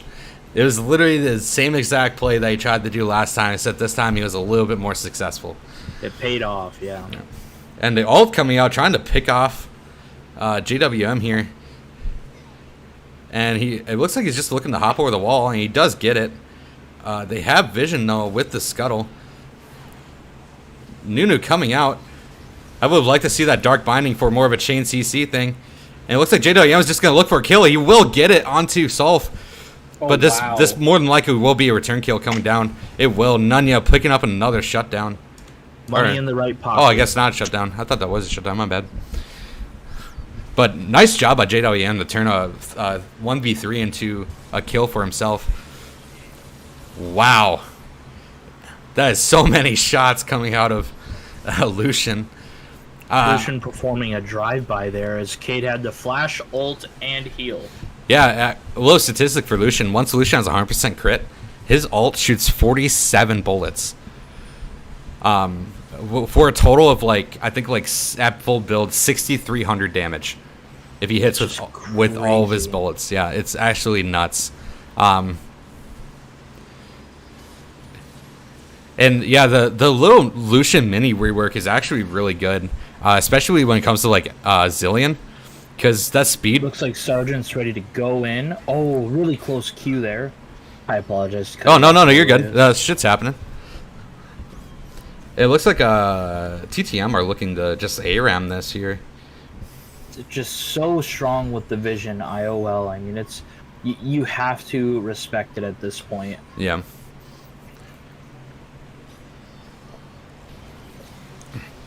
And Dana just looks to take out Cade. It does happen. Very nicely done by Dana and Bradley. Sergeant doing everything he can to repay the favor, going in against 3. That just feels bad. That's really unfortunate for them. Yeah. I think Mytho played that really well. It's just his team couldn't take out the rest of the team. He was taking on 3 people by himself. Yep. Really good job on Dana to recognize that Cade was to a degree alone. Yeah, and Bradley following up. Yep, to secure it. Nice Black Shield to stop the stun. Yep. And Bradley choosing to go into the Horizon Focus second item, which I think is a really strong burst item, especially on a champion like Syndra, who is like a one combo burst champion. Oh, Dana. Get him. Oh, gosh. Oh, and it looks like Dana is caught out. Very nice ult coming out of Will. Will just doing everything he can. And a flash coming out of Vetrum and a TP coming out of Sergeant. Can Sergeant get this kill? He is tanky enough. I would expect a dive. Nice slow coming out of Etrum here. The snowball will come out. Is it enough to catch him? No. And the ult comes out. Ooh, very nice escape coming out of Vetrum. Just barely. Barely enough mana to cast his ult and his speed up. But he had enough and it got him out. Nicely done by Etrum to get out of that one. I mean, even better. They're taking advantage of them being bot and summoning Rift there. Ooh. Ooh, Sergeant making some plays again. Nice initiation. Oh my god. Did you see that Syndra damage? Wow. Wow. Wow. Holy. Bailey doing everything he can to secure oh my gosh. This is just hard. Oh my. Okay. That's crazy. Mpex and Bradley just 2v4ing this entire team. Etrum uses Aurelius, tries to get people ahead. Bradley barely missing his abilities. Wow, that Syndra damage is nuts. That's crazy. That one Q did half the health of two of their on the side of TTM. Yeah, I mean he's earned it. 9-1 at 200 farm. It'll do that to you. At 23 minutes, that's such a lead. He almost has his Rabadons completed too. Wow. Just be right back, letting my dog in. No worries. Insane play coming up at MPEX and Bradley there. So what can... My question is... Oh, never mind. Etrim trying to lead the bomb. Sleep A. Sidestepping him pretty easily. Pretty unknowingly, too. Dana catches Sulf out. MPEX picking up the kill. Nicely done from IOL to get the pick there. It is a 10k gold lead over to the side of IOL as well. The objective is more than in their favor. No turrets taken to the side of TTM. All of the second tier is going down now. The gold lead just accumulating even more. Very nicely done. Once Bradley has his Rabadons, I feel like this game is just over. He just needs to land a pretty solid QE combo, and he'll pretty much one-shot the entirety of the side of TTM. And I do give kudos to Sergeant Mithril here. He seems to be finding these fights. Just no way to follow up on it.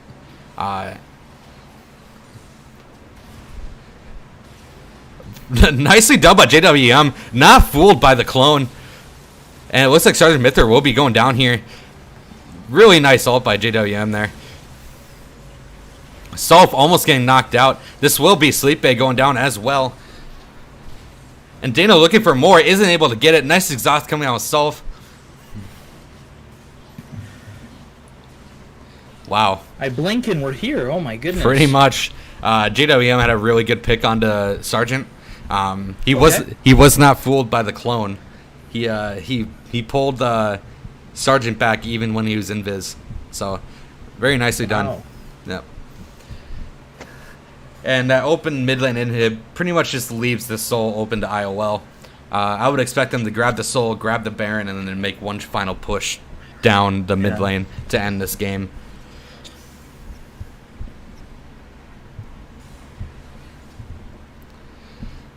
So what can TTM do to staunch the bleeding here?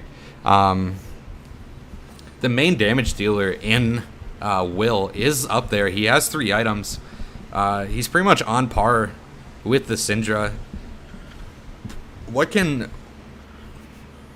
TTM do to win this game? I think it's really hard. I think they're coming to the realization that they need to be here for the Strake to buy any form of time if possible. It looks like they are just trying to take it down. They do. They buy a little bit of time. I personally think they ult out. I personally think TTM need to play this front to back. You need to just take down the Gnar, take down the Dana when she jumps in. You cannot be. You can't be caught out. Cade has been caught out twice now. Sergeant Mithril has been caught out once. You can't have that happening against this team. They're gonna just 100-0 you. Yeah. So, and especially with knowing this team and their amount of vision that they always have on the map, you have to walk kind of as a group. You have to get those alteration wards. I would like to see an alteration ward come out of Wukong. I'd like to see an alteration ward coming out of... I think he has one already, actually. Yeah, he does. Okay. So, okay, he does. Yeah. So, yep, there it is. There's the alteration ward coming out of Wukong. I think they're realizing that they need to fight this vision battle. They need to have vision. They need to make sure they're not getting picked. We're just hoping it's not too late. It honestly just might be. It is almost a 13k gold lead over to the side of IOL. It's a big order, absolutely.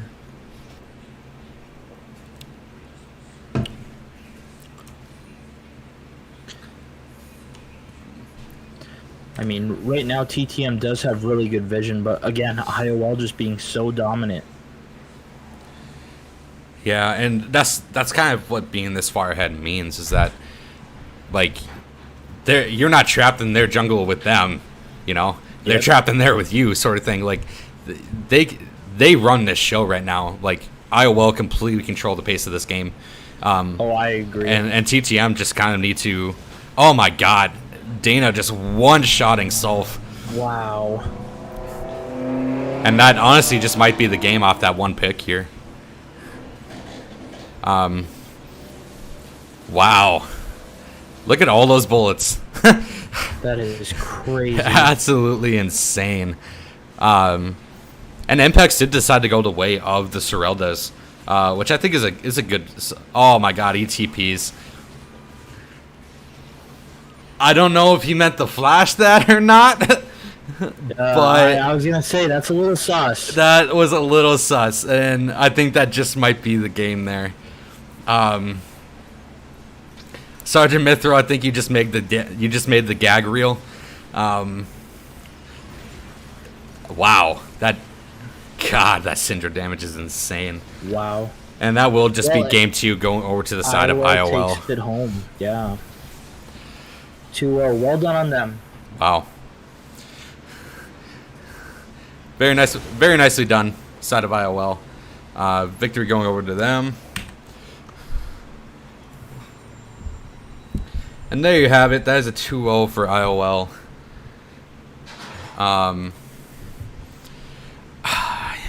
I mean, you said it yourself. They tried to play it early, and it just came out to a late game thing. And I think that it looked really good for them, but the objectives maybe just came a little too much. I mean, I think TTM didn't pay enough attention to the bot side. Okay. And I think they should have. But the vision, like IOL's vision control, was absolutely insane the entire game. Like they were not letting anything get through it, and even if he came down there, it'd be hard to punish it unless they clear everything. But that's why you lane gank, especially on someone like Nunu that can lane gank very easily. That's true. He is a really strong lane ganker. Yeah. So once Ash is level 6, I think they should have put so much pressure into the bot side. I think Rise should just did his best, even if he had to miss a wave, to just be down there with him. One thing that Rise can do that I think a lot of people don't is you can literally stand in the Dragon Pit and ult in the bot lane. So you can pretty much forego any sort of vision that IOL might have if you just keep that Dragon Pit cleared.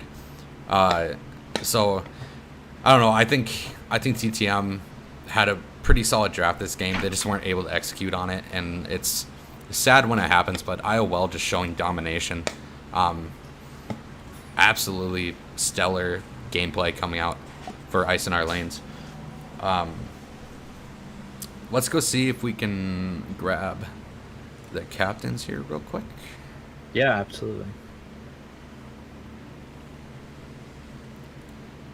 Spamming my key button, it's on cooldown. I was like, no, please die.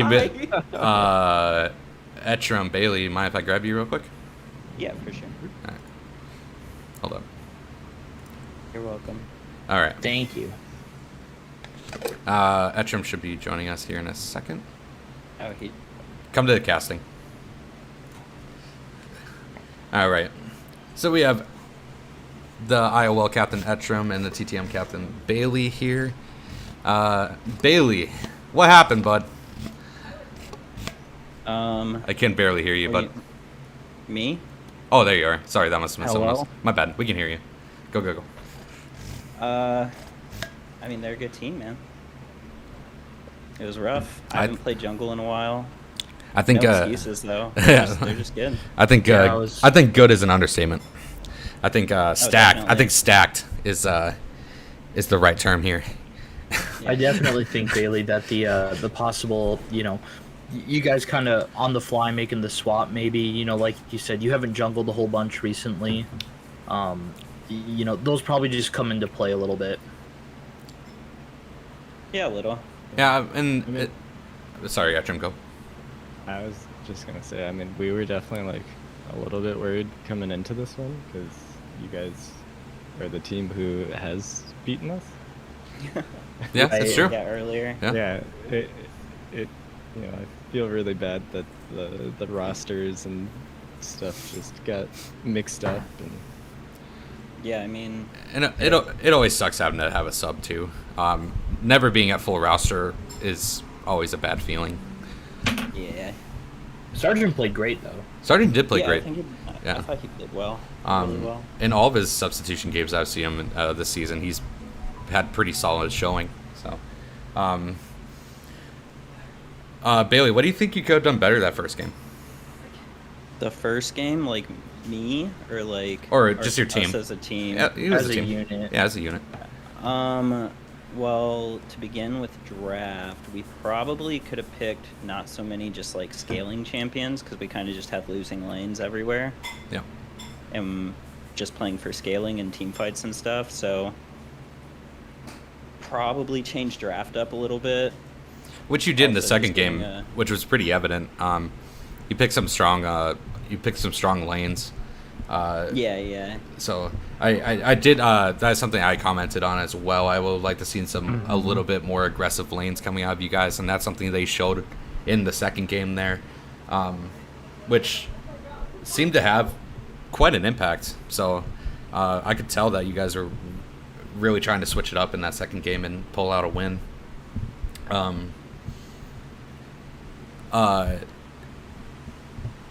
Oh, sorry. I just kind of talked over you. That's my bad. Sorry, man. No, you're good. Go. Sorry. I mean, no, you're good. Other than that, I mean, like in game, just giving away early kills when we're playing a scaling team kind of feels bad. I think our bot lane did pretty well game one though. Early, agree with and that. then The Senna Seraphine. Oh yeah. yeah. I thought it was great. Ezreal just kind of came in mid game and was Right, like, I'm gonna get a quadra kill. Well, he kind of ran it down there. Like he literally. he literally "Guys, ran it. I'm running it down. Yeah, that was pretty funny. Not gonna lie, he dies, comes back to lane, tries to stop it back, and then dies again. Yeah, I think bot lane did well. He did it, I feel like, about as good as you can do into Anivia as Irelia. That one just kind of sucks because you're just like You want want to go in. Yeah. Yeah. And Anivia is just kind of like, no, you stay there. You're real slow now. Also, there's a wall. So. Go ahead. What do you think you could prioritize more in order to more favorably have the matchup on your side? Like what do you got? What do you consider That's a like hard question. What do you consider like the strength of your team? Like every team has like a strength and a weakness. You know, what do you think your strongest strength is that you need to play towards in order to turn the season around? I think that not like getting so caught up on scaling. We all like to play a lot of scaling champions, and obviously that hasn't been working out too well for us lately.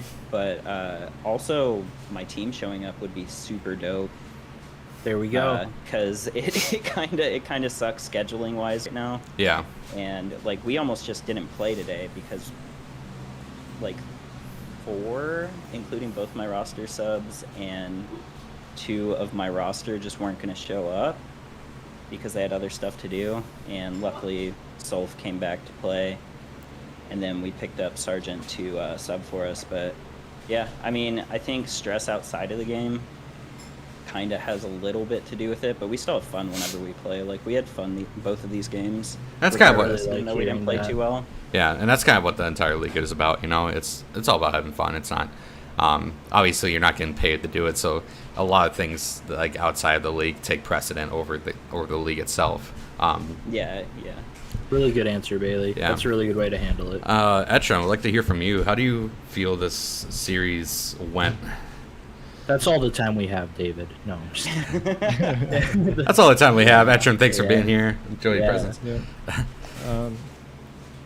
Yeah, I mean, game 1, we really weren't sure what the ban strategy was gonna be.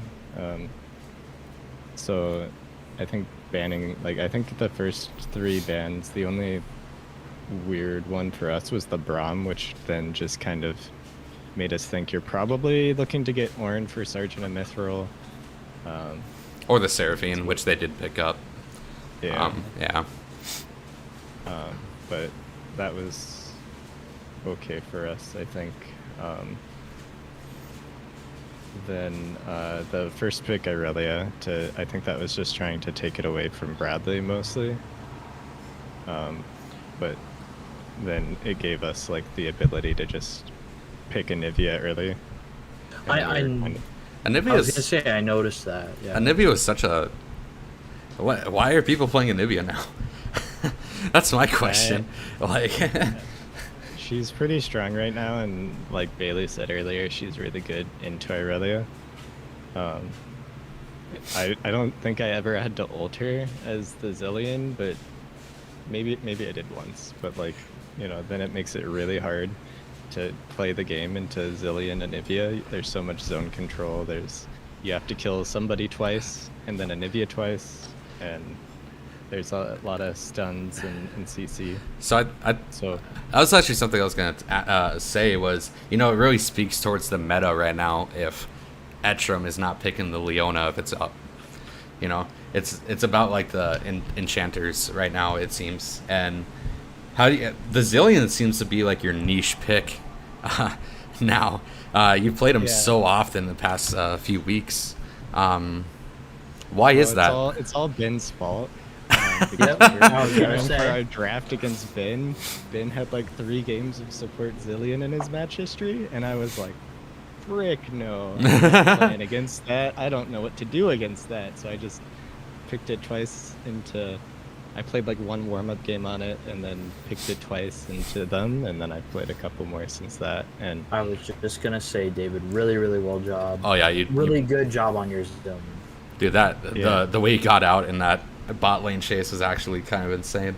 I did not have enough mana to cast my ult until that very last. I know, and then you just had just enough mana when you came out to get your speed up. I was like, wow, this guy is. What a save! What a save! But yeah, I think it was 2 really really fun to cast games, really fun games to watch coming out, both of you. I'm sure you both feel the same way, and thank you for the matches and letting me be here. Yeah, thanks for casting. yeah, of course, guys. We'll let you get back to your teams. Thanks for stopping down and talking to us. Appreciate y'all. All right. GG's, guys. GG's. All right, and so that'll be it. That'll have it. From me and Aloe here, thanks for watching, and we will absolutely catch you next time. Bye. See you on the Rift.